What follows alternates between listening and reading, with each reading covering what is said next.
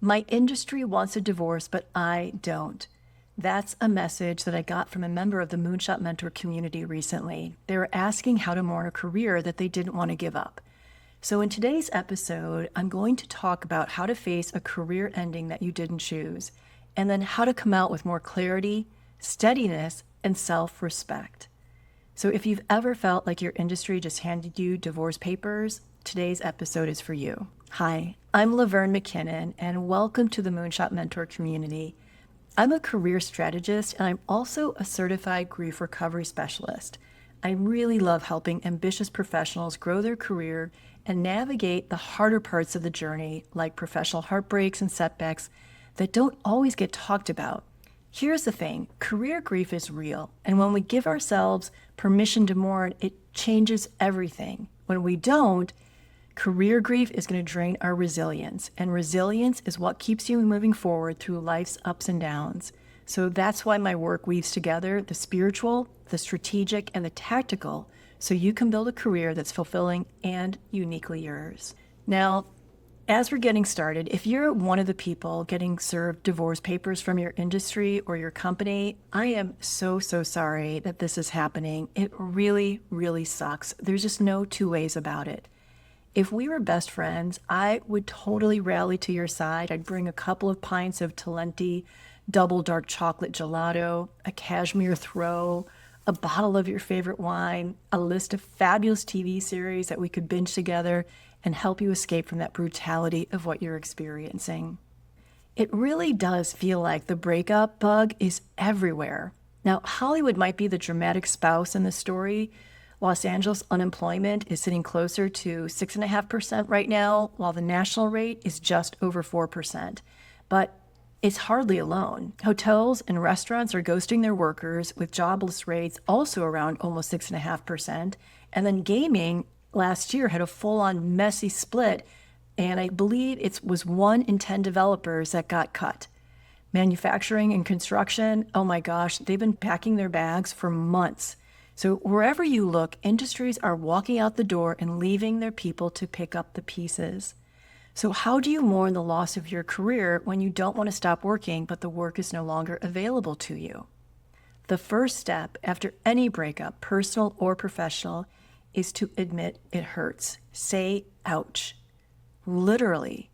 Now, there's really good science behind this. In one study, people who dunked their hands in icy water lasted longer if they said ow out loud. And researchers found that pain tolerance jumps by 20% just by vocalizing, by saying these things. So it turns out that giving your pain a voice, it creates enough distraction that your body can cope. In Hollywood culture, though, and really, I think in a lot of industries, we don't say ouch. We're taught to keep it moving, to jump straight to, okay, what's next? The trouble is, if you skip over the pain, it lingers. It's like pretending you're fine after divorce papers land on your doorstep when what you really need to do first is cry, scream, or curl up with that pint of gelato. Saying ouch is your way of signaling to the universe, this hurts, something is wrong here. Only once you've acknowledged your ouch can you figure out what comes next. So after you've said ouch, the next step is to figure out what you're actually dealing with, because sadness and grief aren't the same thing. Sadness is a temporary emotion. It's that slump that you feel when you get a pass on a pitch, or you miss out on a client, or you get sidelined on a project. You bounce back. Grief runs so much deeper, and it is very complex. It does include sadness, but you may also feel shock, anger, distress, confusion, numbness. Grief is the natural response to a severed attachment, whether you attach to a person, a pet, a place, a role, or a dream. Career grief is especially difficult because it doesn't just touch on your job, it impacts how you see yourself, where you belong, and what purpose you serve. So it's not just about the paycheck or the title, it's about the story you told yourself about who you were and where you were headed. That's why grief feels really hard to shake. Here's where it connects back to the central question. How do you mourn the loss of a career you didn't want to end? Distinguish whether you're sad or grieving. If it's sadness, immerse in self-care until the ouch passes. If it's grief, you have to give yourself permission to mourn. Acknowledge the shock and distress of divorce papers being served, regardless of whether the divorce actually goes through. Once you've said ouch, clarified whether you're sitting with sadness or grief, and you've given yourself permission to mourn, it's then time to ask, do I wait for a reconciliation or do I pivot my career? This is the limbo of career grief. You don't want the split. You'd happily keep working if the work was there. But what happens when the other party, the industry, the company, the field, steps away? Do you hold out hope or do you begin to imagine what comes after?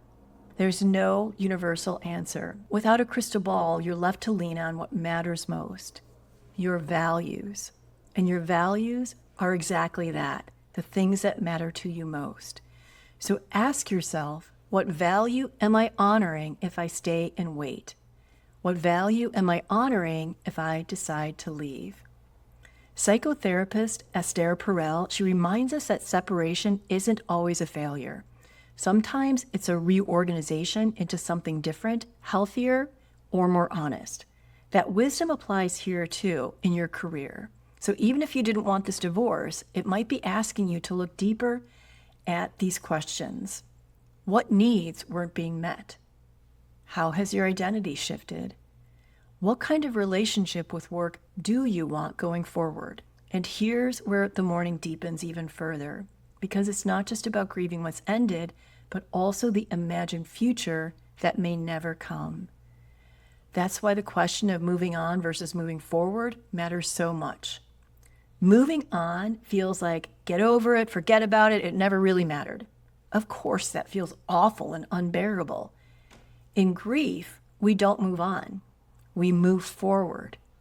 The love that you had for your role or your industry, it's still there, but it transforms. Moving forward means the history, the talent, the experience that you build, they're not erased.